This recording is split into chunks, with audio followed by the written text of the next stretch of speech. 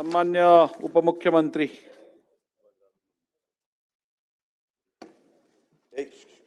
अध्यक्ष महोदय, गेल्या 3-3.5 वर्षापासून महायुती सरकार या ठिकाणी विकासाचे प्रकल्प मार्गी लावती आहे आणि मुंबईमध्ये देखील अनेक विकास कामं या ठिकाणी आपण करतोय आणि म्हणून मुंबईकरांचं जगणं, आयुष्य सुसह्य आणि टेन्शन फ्री करण्यासाठी सरकार आवश्यक असलेले सगळे प्रयत्न अध्यक्ष महोदय करतोय आणि त्यामध्ये मुंबई बाहेर फेकला गेलेला मूळ मुंबईकर पुन्हा मुंबईमध्ये पुन्हा आणण्यासाठी आणि इथं वास्तव्याला असलेला मुंबईकर त्याला देखील ज्या काही सोयी सुविधा मिळाल्या पाहिजेत आणि त्याचं सुरक्षितपणे मुंबईत टिकून राहण्यासाठी या ठिकाणी सरकारने काही निर्णय घेतलेत। खरं म्हणजे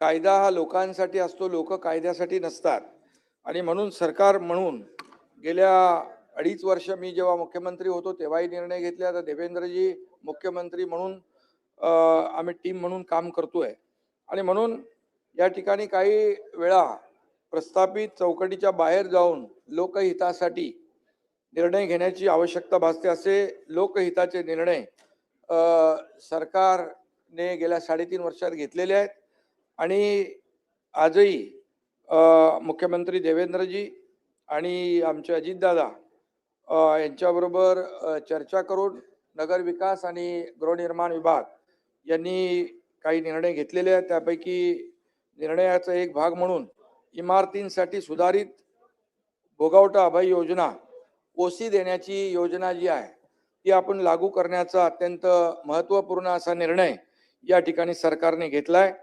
काही नियमांचं उल्लंघन करून उभारलेल्या मुंबईतल्या जवळपास 20,000 इमारती ज्या आहेत त्यांना ओसी नाहीये आणि या इमारतीच्या मूळ मंजूर आराखड्यामध्ये किरकोळ बदल केले आहेत, त्यामुळे त्यांना ओसी मिळत नाही आणि म्हणून आज ओसी नसल्यामुळे या इमारतींमधल्या रहिवाशांना दुप्पट मालमत्ता कर असेल, पाणीपट्टी असेल, मलनिस्सारण कर असेल, दुप्पट भरावा लागतो। त्याचबरोबर या इमारतीतील घरं विकायची ठरली तर खरेदीदाराला बँकांचं लोन मिळत नाही, त्यामुळे खरेदी विक्रीतही अडथळे निर्माण होत आहेत। तसेच ओसी नसल्यामुळे ही घरं विकताना त्यांना योग्य किंमतही मिळत नाही आणि त्याबरोबर पुनर्विकासात केवळ मंजूर नकाशाचं क्षेत्र विचारात घेतलं जातं आणि त्यामुळे या इमारतींचा पुनर्विकास करणंही अशक्य झालेलं आहे आणि त्यामुळे ओसी नसल्यामुळे नागरिकांना कायदेशीर कारवाईची टांगती तलवार नेहमीच डोक्यावर असते आणि म्हणून या समस्येवर उपाय म्हणून शासनाने सुधारणांसह सुधारित भोगवटा अभय योजनेस मान्यता दिलेली आहे। 20,000 इमारतींमध्ये राहणारे सुमारे 2.5 लाखांपेक्षा जास्त कुटुंबांना म्हणजे जवळपास 10 लाखापेक्षा जास्त मुंबईकरांना या योजनेचा लाभ होणार आहे। ओसीसाठी अभय योजना लागू करण्यासाठी अनेक सोसायट्या शासनाकडे सातत्याने पाठपुरावा करत होत्या। त्यांच्या मागण्या मान्य करून सरकारने त्यांना मोठा दिलासा दिलेला आहे।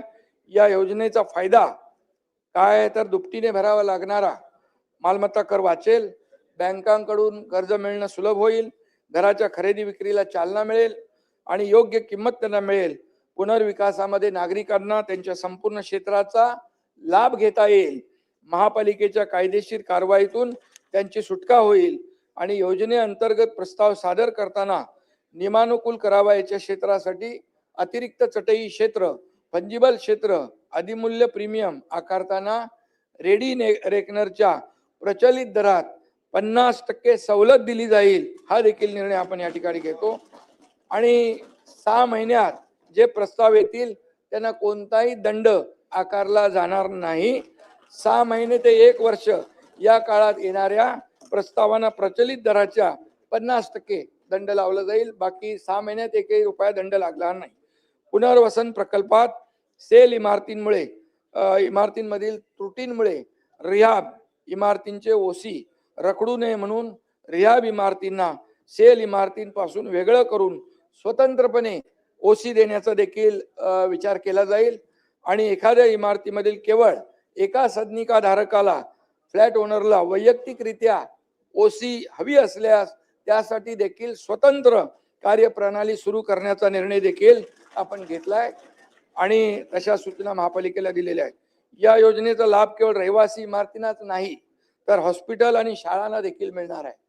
अध्यक्ष महोदय, मुंबईकरांनी या सुधारित अभय योजनेचा लाभ घ्यावा असं मी या ठिकाणी आवाहन करतो.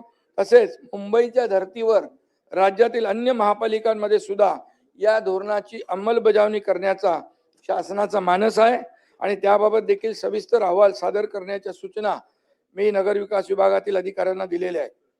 आणि हा मोठा निर्णय आहे. त्याचबरोबर गिरणी च्या जागेवरची जी काही चाळी आहेत, गिरणी कामगार त्यामध्ये राहत आहेत. मुंबई शहरातील कापड गिरण्यांच्या जमिनीवरील जुन्या चाळींचे पुनर्विकासासाठी देखील प्रोत्साहन देण्याकरिता नियमावलीमध्ये फेरबदल करण्याचा निर्णय शासनाने घेतलाय. मुंबई महापालिकेच्या विकास नियंत्रण व प्रोत्साहन नियमावली 2034 मधील विनियम 35 मध्ये कापड गिरण्यांच्या जमिनींच्या विकास किंवा पुनर्विकासासाठी तरतुदी आहेत. या तरतुदीमधील खंड 7 अ मध्ये कापड गिरण्यांच्या जमिनीवर व्यापलेल्या निवासी आणि निवासीसह व्यावसायिक इमारती चाळीच्या पुनर्विकासाबाबत तरतुदी नमूद केलेल्या आहेत. सदर तरतुदीमध्ये कापड गिरण्यांच्या जमिनीवरील जुन्या इमारती, चाळी किंवा गिरणीच्या जमिनीवर पात्र रहिवाशांना पुनर्वसनामध्ये सदनिकेचा अधिकार आहे. तथापि सदर नियमावलीत रहिवाशांना पुनर्वसन क्षेत्र प्रदान करण्यासाठी विकासक मालक यांना प्रोत्साहन इन्सेंटिव्ह FSI देण्याच्या क्षेत्राची तरतूद समाविष्ट नव्हती. त्यामुळे जमीन मालक, विकासक आणि कापड गिरण्यांच्या जमिनीवरील इमारती, चाळींच्या पुनर्विकासासाठी कोणी पुढे येत नव्हतं. ही वस्तुस्थिती आहे. म्हणून कापड गिरण्यांच्या जमिनीवरील रहिवासी घरं अथवा चाळीपैकी बऱ्याचशा चाळी जुन्या असल्यामुळे धोकादायक आहेत. त्यामुळे त्यांचा पुनर्विकास करणं अत्यंत गरजेचं आहे आणि म्हणून कापड गिरण्यांच्या जमिनीवरील जुन्या इमारती व चाळींचा पुनर्विकासास प्रोत्साहन देण्याचं अनुषंगाने बृहन्मुंबई विकास नियंत्रण व प्रोत्साहन नियमावली 2034 मधील विनियम 35/7 अ मध्ये अन्य नियमावलीच्या धर्तीवर सुधारणा MRTP ऍक्टचे कलम 37(1) क अन्वये फेरबदलाची वैधानिक कारवाई पूर्ण करून सदर फेरबदल प्रस्तावास शासनाने मंजुरी दिली आहे आणि फेरबदल मंजुरीची अधिसूचना निर्गमित करण्यात येते आहे. या सुधारणेमुळे कापड गिरण्यांच्या जमिनीवरील चाळींचा पुनर्विकास जो आहे रखडलेला आहे तो सुसह्य होईल आणि पुनर्विकासामध्ये चालना मिळेल. त्याचबरोबर या ठिकाणी संजय गांधी उद्यानातल्या संजय गांधी राष्ट्रीय उद्यानामधले जे आदिवासी बांधव आहेत आणि त्यामध्ये 25,000 झोपडपट्ट्यांचं त्या ठिकाणी झोपडपट्ट्या आहेत आणि नेहमी ते निष्कासित करण्याचे न्यायालयाचे आदेश येत असतात आणि त्यामुळे यांचं देखील पुनर्वसन करण्याचं धोरण सरकारने ठरवलेलं आहे की त्याचं पुनर्वसन दूर अंतरावर केल्यास रहिवाशांकडून त्याला प्रतिसाद मिळण्याची शक्यता कमी आहे आणि लोक दूर जाऊ इच्छित नाही आणि म्हणून त्यांच्या पुनर्विकासासाठी शासनाद्वारे विविध पर्यायांचा अवलंब करण्यात येतोय. त्यानुसार नवं धोरण तयार करण्यात आलंय आणि ज्यांनी अतिक्रमण करून ज्या झोपड्या उभारण्यात आल्या आहेत त्या आदिवासी बांधव जे आहेत जुने त्यांना त्या जवळपासच विभागामध्ये आपण त्यांचं पुनर्वसन करण्याचं एक योजना करतोय आणि जे इतर लोक आहेत त्यांना 5 किलोमीटरच्या परिघामध्ये NDZ क्षेत्रामध्ये पुनर्वसन करण्याचा प्रयत्न केला जाईल. MRTP ऍक्टचं कलम 37(1) क अन्वये फेरबदलाची कार्यवाही पूर्ण करून फेरबदल प्रस्तावास मंजुरी दिली आहे. फेरबदल मंजुरीची अधिसूचना निर्गमित करण्यात येईल आणि त्यामुळे संजय गांधी राष्ट्रीय उद्यानातील आदिवासी आणि अतिक्रमण केलेल्या झोपडीधारकांचं पुनर्वसन होण्याचा मार्ग मोकळा होईल. मुंबईतल्या अनेक आमच्या आमदारांचा तो खूप मोठा प्रश्न आहे आणि मूळ आदिवासींना पुनर्वसनाकरता 93 एकर जागा त्या ठिकाणी देण्याचं नियोजन आहे आणि उर्वरित अतिक्रमित करणाऱ्या पात्र लोकांना या योजनेत देखील सामावून घेण्याचा विचार सरकारने केलेला आहे. ते मी सांगितलं ना, हे मी नगर विकास विभागाला सूचना दिलेल्या आहेत की इतर शहरं जी आहेत मुंबईप्रमाणे इतर शहरांच्या देखील योजना आपण त्या ठिकाणी करू, त्यांनाही न्याय मिळेल.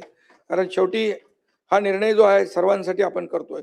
त्याचबरोबर अध्यक्ष महोदय, सर्वात गेल्या अनेक वर्षाचा जो भेडसावणारा मुंबईकरांचा प्रश्न आहे, मुंबई शहरामध्ये साधारणतः 19,000पेक्षा जास्त सेस इमारती पागडी इमारती म्हणून ओळखल्या जातात आणि त्या 1960 पूर्वीच्या या इमारती आहेत आणि त्यापैकी काही इमारतींचा पुनर्विकास झालेला आहे, काही इमारती जीर्ण झालेल्या आहेत, काही इमारती पडलेल्या आहेत, काही लोकांचा जीव काही लोक मृत्युमुखी पडलेले आहेत. त्यापैकी जवळपास 13,000पेक्षा जास्त इमारती ज्या आहेत पुनर्विकासाच्या प्रतीक्षेत आहेत.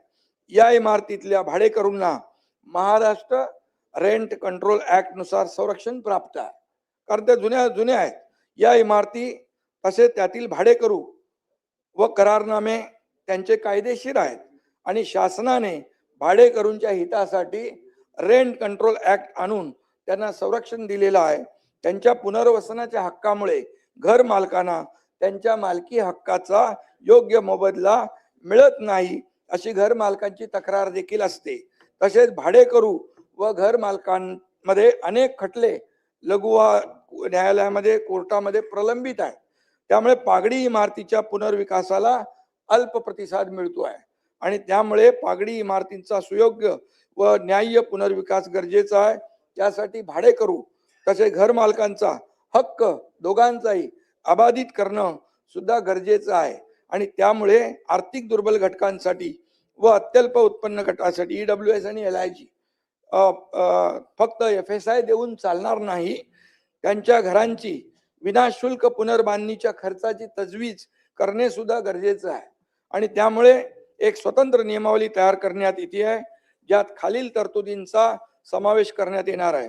भाडेकरूंच्या ताब्यातील घरांचे जेवढे क्षेत्रफळ आहे, भाडेकरूंच्या ताब्यातलं घरांचं जेवढं क्षेत्रफळ आहे तेवढा FSI देय करणे आणि त्याचबरोबर मालकांना भूखंडाच्या मालकीपोटी बेसिक FSI देय करणे. म्हणजे भाडेकरूंनी जेवढा व्याप्त केलाय तो त्यांना मिळाला पाहिजे आणि मालकांना भूखंडाच्या मालकीपोटी बेसिक FSI देखील मिळाला पाहिजे. म्हणून EWS आणि LIG गटातील पागडी धारकांना त्यांच्या क्षेत्राच्या निशुल्क पुनर्बांधणीसाठी लागणारा इन्सेंटिव्ह FSI दिला जाईल. हा देखील निर्णय आपण सरकारने घेतलाय. जर कोणत्याही कारणामुळे जसं की हाईट रेस्ट्रिक्शनमुळे किंवा इतर प्रतिबंधामुळे जर या तिन्ही प्रकारचे FSI पूर्णपणे वापरणे शक्य नसल्यास उर्वरित जो FSI वाचेल त्याचा TDRच्या स्वरूपात उपलब्ध करून देण्याचा निर्णय देखील आपण घेतलेला आहे. या नियमावलीमुळे पागडी सिस्टीमच्या जुन्या इमारतींच्या पुनर्विकासाचा मार्ग मोकळा होईल. या जीर्ण इमारतींची जवळपास 28,000 केसेस आहेत, 28,000 इमारती. या जीर्ण इमारतींची पडझड थांबेल, त्यामुळे होणारी जीवित आणि वित्तहानी टळेल. या इमारतींच्या पुनर्विकासासाठी सध्या अस्तित्वात असलेले अन्य पर्याय जसे 33/7, 33/9 तसाच सुरू राहणार, तो अबाधित राहणार आणि आजवर ज्या इमारतींना या स्कीमचा फायदा झालेला नाही त्यांच्यासाठी हा एक नवीन पर्याय ठरेल. आणि या व्यतिरिक्त इमारतीमधील भाडेकरू व इमारत मालकांमधील सुमारे 28,000 खटले प्रलंबित आहेत. या न्याय प्रक्रियेत देखील अनेक कुटुंब दशकांपासून अडकलेली आहेत आणि म्हणून माझी मुख्यमंत्र्यांच्या बरोबर चर्चा झालेली आहे. पुनर्विकासाला गती देण्यासाठी त्यांच्याकडे आपलं लॉ अँड ज्युडिशरी पुनर्विकासाला गती देण्यासाठी वादही मिटवले पाहिजेत, कारण हे खटले निकाली काढण्यासाठी उच्च न्यायालयाच्या पूर्व परवानगीने पुरेशी अतिरिक्त फास्ट ट्रॅक कोर्ट देखील आपल्याला आवश्यक आहे. त्याची देखील तजवीज आपण करणार आहोत की पुढच्या 3 वर्षात सर्व खटले निकाली निघतील अशी या ठिकाणी आपण तजवीज करतोय. या योजनेमुळे पागडी तत्वावर राहणाऱ्या लाखो मुंबईकरांना मालकी तत्वावरील हक्काची घरं मिळणार आहेत आणि महत्वाचं म्हणजे भाडेकरू तसेच मालकांवर देखील कोणताही अन्याय होणार नाही, कारण दोघांचे हक्क आपण अबाधित ठेवलेले आहेत. नाहीतर मग जर एकाच बाजूने आपण भाडेकरूंसाठी निर्णय घेतला असता तर कोणी कोर्टात गेला असतं. आणि म्हणून दोघांना आपण समसमान अधिकार दिलेले आहेत. कोणाचे हक्क आपण हे केलं नाही, अबाधित ठेवलेला आहे. आणि म्हणून भाडेकरू आणि मालकावर देखील कोणताही अन्याय होणार नाही. यामुळे या निर्णयामुळे पुढील काही वर्षामध्ये मुंबई पागडी मुक्त होईल असा मला ठाम विश्वास आहे. आणि त्यांना हक्काचं घर त्यांना मिळेल. या प्रक्रियेत आणखी काही अडचणी उद्भवल्यास त्या दूर करण्यासाठी देखील सरकार जे काही प्रयत्न आहेत ते करतील. आणि म्हणून महायुती सरकार हे सर्वसामान्यांचं सरकार असल्याचं आम्ही गेले 3-3.5 वर्ष म्हणतोय आणि ते सातत्याने आम्ही सिद्ध केलेलं आहे. मुंबईचा विकास करून मुंबईतले रस्ते असतील, इतरही सोयी सुविधा असतील, त्या आपण पाहिलेल्या आहेत. आणि म्हणून जेव्हा प्रत्यक्ष कृती करून सर्वसामान्यांच्या हिताचे निर्णय आम्ही घेतोय. आणि म्हणूनच मुंबई एवढंच सांगतो जाता जाता, मुंबई आपली आन बान शान, मुंबई आपल्या सर्वांचाच अभिमान.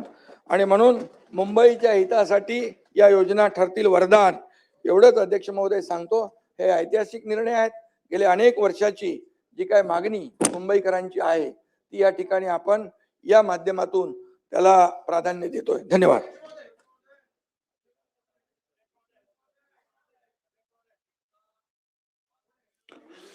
नाही, निवेदनावर बोलता येत नाही. फक्त त्यांना सन्मान्य उपमुख्यमंत्र्यांचं अभिनंदन करायचं आहे. त्यामुळे अपवाद म्हणून मी त्यांना एक संधी देतोय. बाबतीतलेच नाही, प्रश्न मांडता येणार नाहीत. प्रश्न मांडता येणार नाहीयेत. अमित चाटमजी, तुम्ही मुंबईच्या आमदारांच्या प्रतिनिधी म्हणून एक थोडक्यात तुम्ही अभिनंदन करा. बोला. दोनच राहिले ते विचारायचे. मुख्यमंत्री महोदयांनी मुंबई शहराच्या संदर्भामध्ये मोठ्या प्रमाणावरती